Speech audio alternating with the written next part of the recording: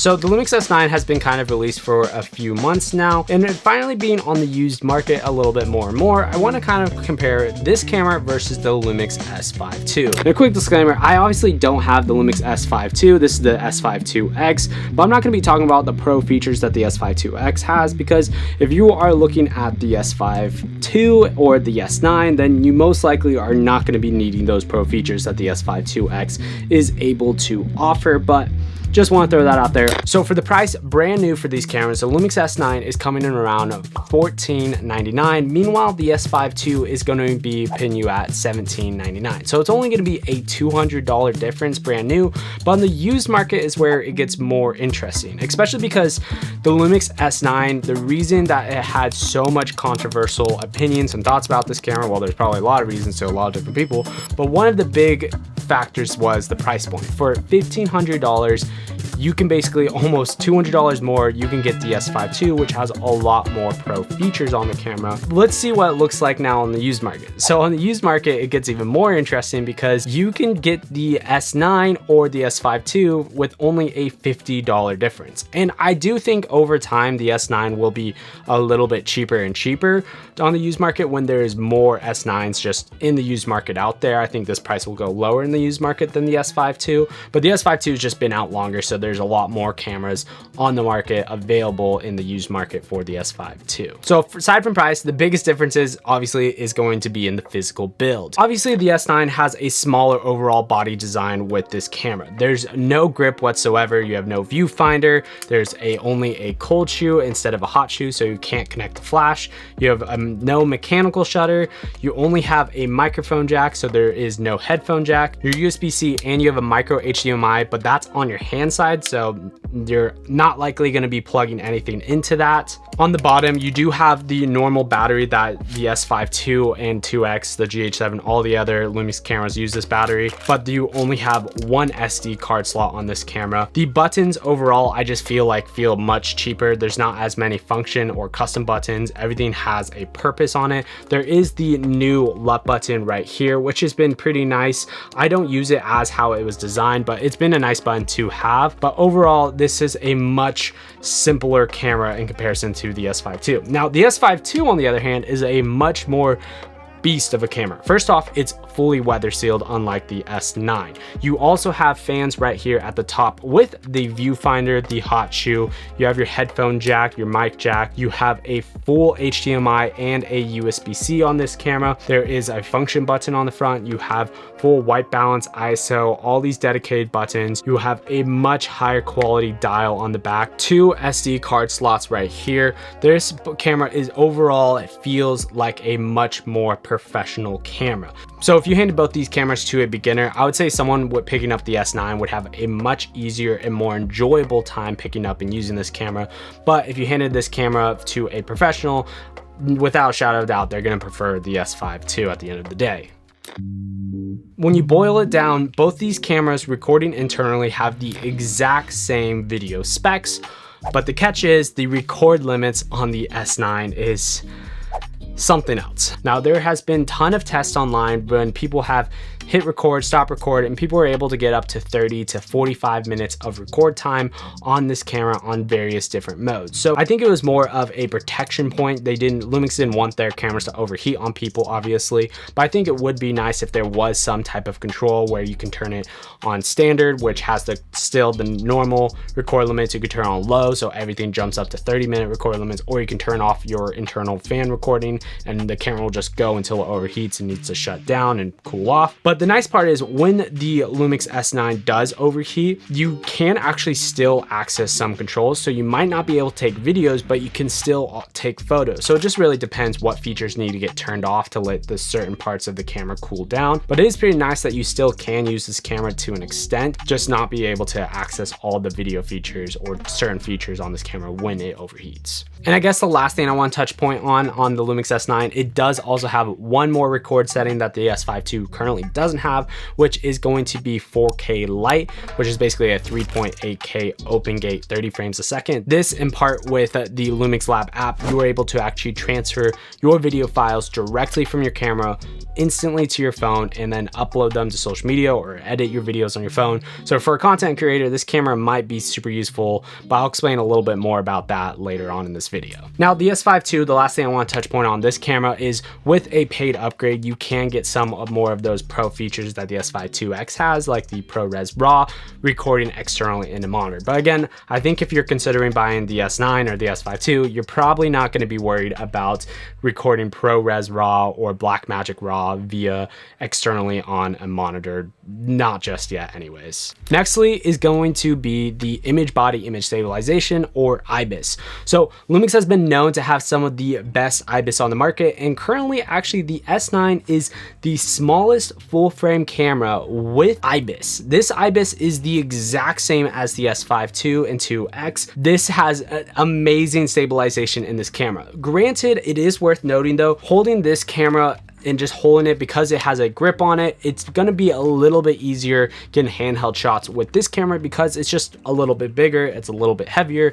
Meanwhile, this one is a little bit smaller, so getting handheld shots, you still get super steady footage with the electronic stabilization, being able to go in high mode, or the boost image lock stabilization. Theoretically, you can get better image stabilization out of the S5 II just because it's a little bit heavier of a camera body than the S9. Now for autofocus, it's basically the exact same between both these cameras. They have the identical phase detect autofocus, though the S9 does have some improvements on the autofocus. Of course, with each generation of a camera from the S5 II to 2X, there's been some slight improvements of autofocus, and then from the S5 2X, now you have the S9. There's definitely going to be continuous improvements as they develop more and more cameras later down in the line. So it's just ever so slightly better. Like for example, you do get phase detect autofocus in 1080 60 frames, and in some of the slow and quick options, you also have access now to phase detect autofocus. So little things like that have just slight improvements of the autofocus actually on the S9 versus the S5 II. Now, before I get into who I recommend each one of these cameras to, let's talk about some of the key differences of both these cameras. Starting off with the S9. The first thing is the real-time LUT functionality. So real-time LUT has got kind of a big upgrade on this camera. Not only can you now apply 2 LUTs to a color picture profile, you can also change the opacity by 10% on each LUT. With the release of the Lumix S9, Lumix also released the Lumix Lab app, which is a whole new app Lumix developed that basically takes this camera and connects it to your phone, and you have way more control with this camera. Not only can you edit your JPEG photos on the app, you can create LUTs, you can send your LUTs to your friends, send your LUTs to your cameras, you can instantly transfer your photos and videos to your phone. You can also kind of set it up so when you hit a photo, take a photo, it'll instantly go to your phone. Or if you're using that 4K Lite, when you stop recording, that video file will automatically be on your phone. So I think this is great for people who want to create Instagram Reels or create TikToks, and they just want to level up their content quality, but they don't want to get something super chunky and big like this and have to figure out how this works and then connect it to your computer, then send it to your phone. So for the content creators that are actually editing videos on their phones, this could be a way to upgrade your quality overall. You can get that high quality footage that Lumix is able to provide. You can shoot in Vlog and use the real-time LUTs that are available via the app. Some of my own LUTs are actually on the app, so if you want to download some of my LUTs for free, go to the Lumix Lab app and see where Matthew Dangyou is, and you get some of my favorite LUTs. Obviously, the next key difference and advantage is going to be the size. It's super small, it's super portable, and you can fit this in your bag a lot easier than you can fit this big camera in your bag. Then with that, I do want to make a note. Again, a lot of people complain that there's no compact lenses. Sigma does have some compact lenses, but there's no pancake lenses. I think those type of lenses will come with time. Companies will develop them. It's just going to take a second because there just needs more development in the L mount alliance. So it's going to happen over time. There's going to be more compact lenses. For example, the 18-40 Lumix lens will come out pretty soon in this end of the year at some point. So, and then hopefully also, again, the firmware updates with time limits. Once those time limits get taken away or they're increased to at least 30 minutes, this camera also will be way more usable for people that want to create YouTube videos and just shoot, 20-minute videos like this one right here. And then the last feature I kind of want to add on is going to be the hybrid zoom. I literally went to the gym in the morning. The moon was looking so sick, and I took that lens, and here is what it looks like at 28 mil. Here's what it looks like at 200 mil. And then with the hybrid zoom turned on, here's what it looks like at 624 mil. Nextly, let's talk about some of the key differences about the S5 II. The first one is obviously it's just a more professional camera, and the body design overall, the EVF, the shutter, the hot shoe, no record limits, the paid upgrade for raw video. You have the frame.io camera to cloud connection and proxies that you can record on this. You have dual SD cards, the fan. Overall, this is definitely a better bang for the buck because of the professional video features.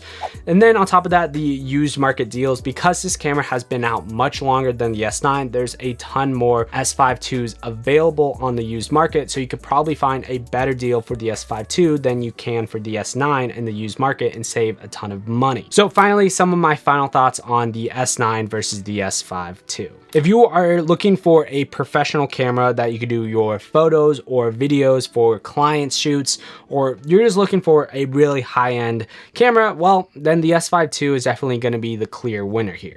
With the unlimited record limits, the fan, dual SD cards, proxies, this camera is going to be giving you a lot more functionality than the S9 does. But I will say, if you're looking for more of a simplistic camera, an everyday carry, something that is kind of like the low-key dad camera right now, being able to take photos with your friends or take photos when you're with the fam, the S9 is, there's just something kind of really nice about the S9. It's super simple. It's an easy camera for people that are just wanting to upgrade their TikTok or Instagram reel videos.